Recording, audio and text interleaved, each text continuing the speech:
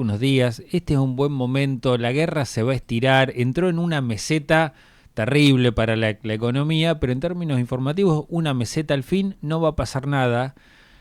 No terminábamos de decirle eso a Ezequiel, que se prende fuego Bolivia, y además en el marco de este grave conflicto en Bolivia aparece el nombre de Milei y además una sospecha o un trasfondo de explotación del litio que también nos toca de cerca cuando parece que el litio es una de las grandes estrellas del crecimiento o potenciales estrellas del crecimiento económico argentino. Así que lo trajimos nuevamente al ring, lo habíamos bajado del ring a Ezequiel Escudero y lo subimos en menos de 24 horas. Ezequiel, gracias por estar. Ile, Juan, Toby, buen día. Buen día. Vení paquetón, me dijiste. Que tengo algo para vos. Sí. Ahora que está de moda. Bueno, un paquetazo de noticias llegan desde el mundo. En este caso... Un paquetazo del altiplano. Sí, vi algunas imágenes. Cuando Bolivia se prende fuego, se prende fuego. Ahí las movilizaciones, tenemos sobrados ejemplos, la guerra del agua, el tema, bueno, el nacimiento de el mismo presidente Evo Morales como referente, también nace de un conflicto así. Cuando en Bolivia la cosa se complica de verdad. Se complica de verdad. Y además hay que decirlo que se complica para el lado que se tenga que complicar, porque así como vos mencionabas a Evo en su ascenso, el declive de Evo, que fue en el 2019, cuando se niega a reconocer la derrota y demás, también significó su renuncia, porque él insistía con respecto a que la Junta Electoral tenía razón a partir de alguna intervención de la OEA y demás.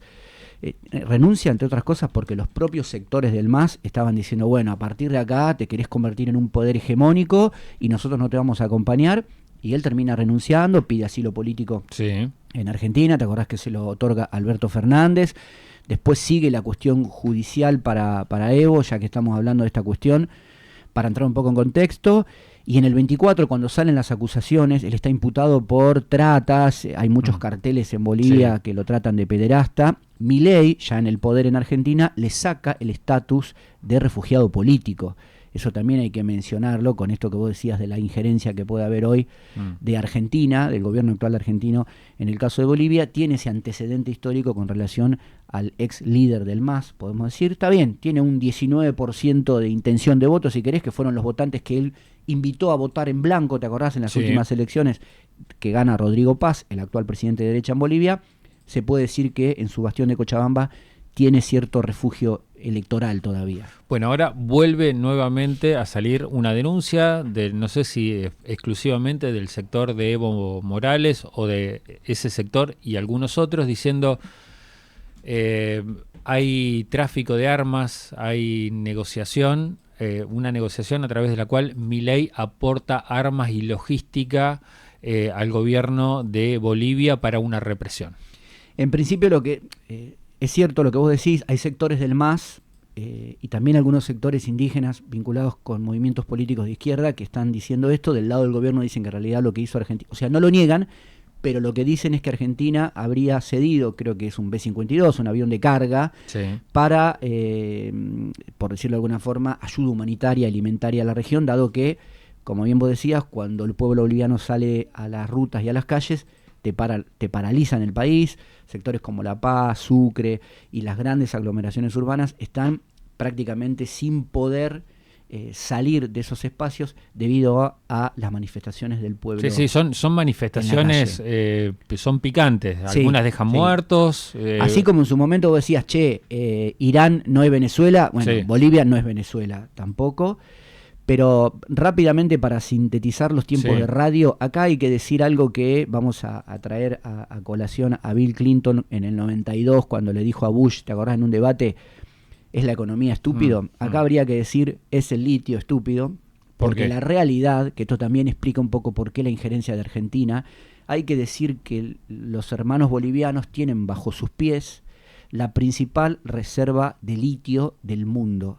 Comprobada, reserva, no quiere decir que sea el primer productor y exportador de litio. Las reservas comprobadas de litio mayoritarias en el mundo las tiene Bolivia. Se estima que más de 20 millones de toneladas.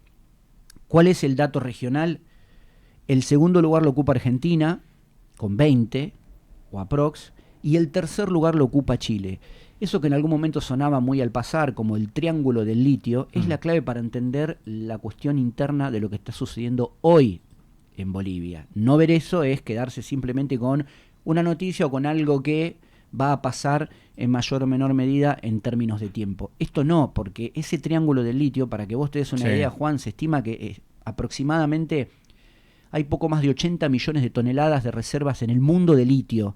Más del 50% están explicados por estos 3 países. Y el cuarto país dentro de los 10 primeros es Estados Unidos. Vos decís, ¿pero por qué? ¿Qué tiene que ver el litio? Bueno, el litio es el elemento, el mineral exclusivo para poder potenciar la aceleración hacia la transición energética. ¿Quién persigue la transición energética? China. ¿Se entiende? Sí. En esta mirada distanciada del ruido del acontecer cotidiano, nosotros aportamos esto. Che, la disputa global hoy se traslada al altiplano boliviano, al vecino país de Bolivia. ¿Por qué? Porque en Bolivia gobierna Rodrigo Paz, que es un presidente de extrema derecha. En Chile gobierna Kast, recientemente elegido democráticamente, también de derecha.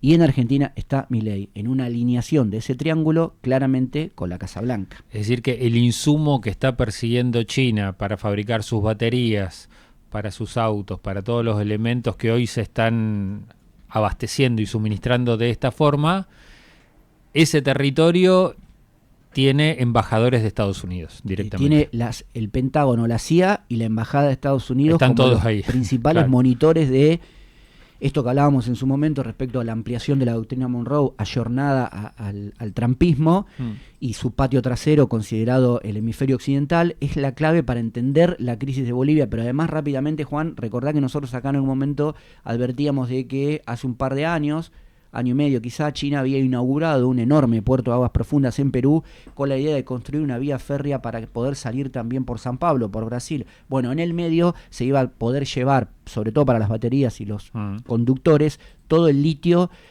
o el 50% del litio que hay a nivel global. China también tiene reservas de litio, ¿sí? Hay que decirlo. Otro que tiene reservas de litio, o casualidad, recientemente nacionalizadas y que pasó muy por abajo el radar, es México, que es el 10º país a nivel global con reservas de litio comprobadas. Claudia Sheinbaum, viendo todo esto, dijo, muchachos, lo vamos a nacionalizar.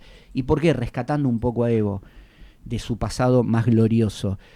Nacionalizaron procesos vinculados con una ley a la que quiere modificar, una reforma agraria, que por eso también los campesinos, sobre todo los aymara, salen hoy a las calles también, que está vinculada con esto, con la idea de mercantilizar las tierras que en su momento Evo nacionalizó, pensando en aquel entonces en el gas y en el petróleo, pero también viendo que el futuro de la disputa global iba a tener al litio como uno de los principales actores. Porque no tenemos que comernos la curva de lo que pasa simplemente en términos políticos y las tensiones que hay a nivel continental, sino la disputa geopolítica y geoestratégica que hay a partir de los recursos naturales.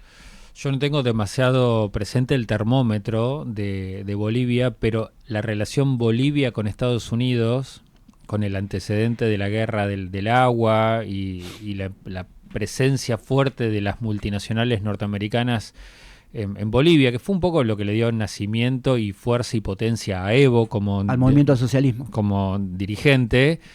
No sé si va a ser tan fácil de decir, bueno, ahora tenemos relaciones carnales.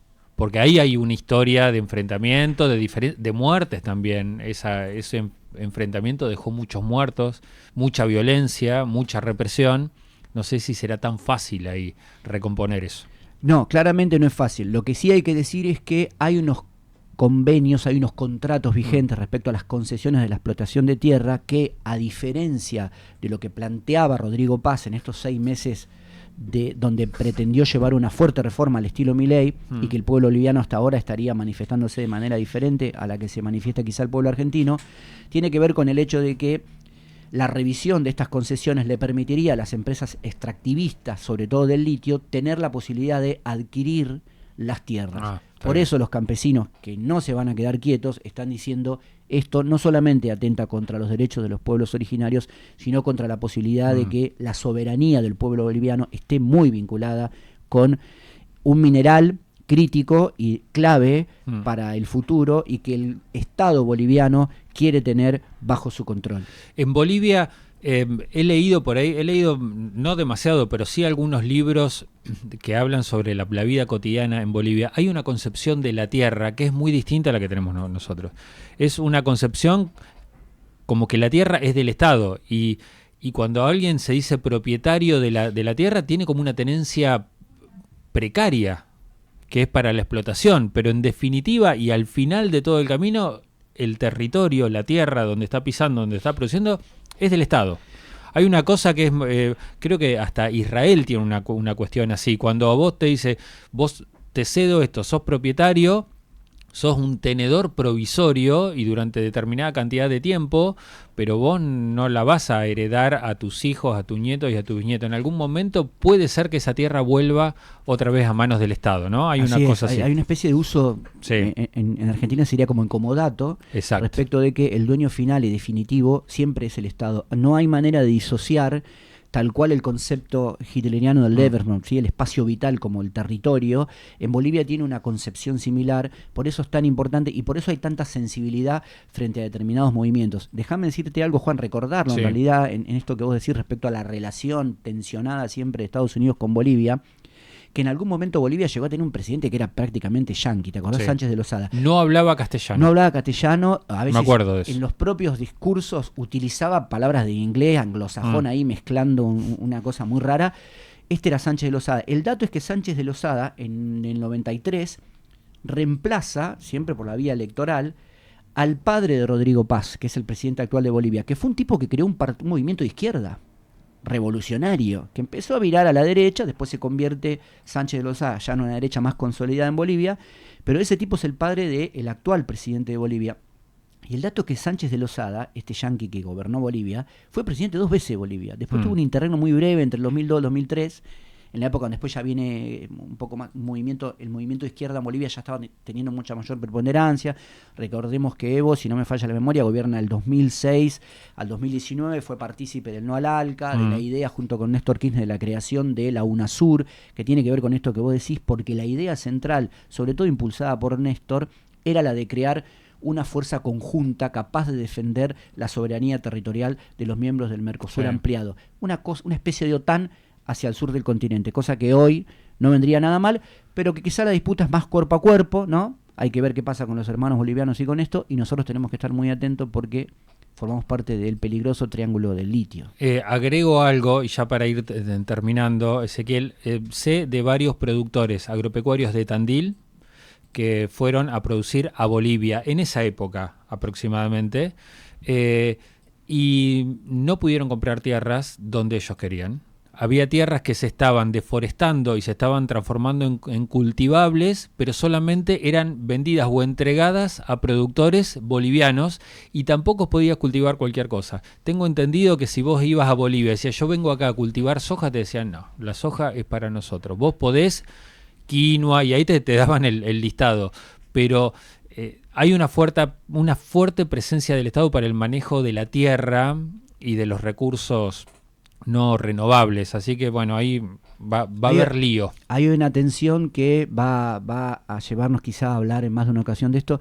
Rápidamente para cerrar, Juan, se acaba de dar hace 2 días, este miércoles, la reunión de Xi Jinping y Vladimir Putin. Sí. Muy importante, rápidamente, ¿por qué? Porque lo que se cerró, según dicen, es la conformación del segundo tramo del Gran Siberia, que es un gasoducto, un mega gasoducto que va a permitirle a Rusia exportarle gas por tierra a China para evitar las sanciones que a partir de la guerra de Ucrania le significó no poder venderle gas libremente a Europa, con lo cual ahí la alianza, te diría, como título, entre China y Rusia de acá al futuro va a ser similar a la de Israel y Estados Unidos. Qué semana para China esa, ¿no? Reunión con Putin clave, y con Trump, a diferencia de la redefinición de el nuevo paradigma a nivel global respecto a las relaciones internacionales y a la hegemonía china tiene un punto de partida, si querés, un nacimiento por estas épocas, claramente. Ezequiel, muchas gracias. Gracias a ustedes, que tengan un buen fin de semana. Ezequiel Escudero con nosotros, Distancia Crítica, el espacio para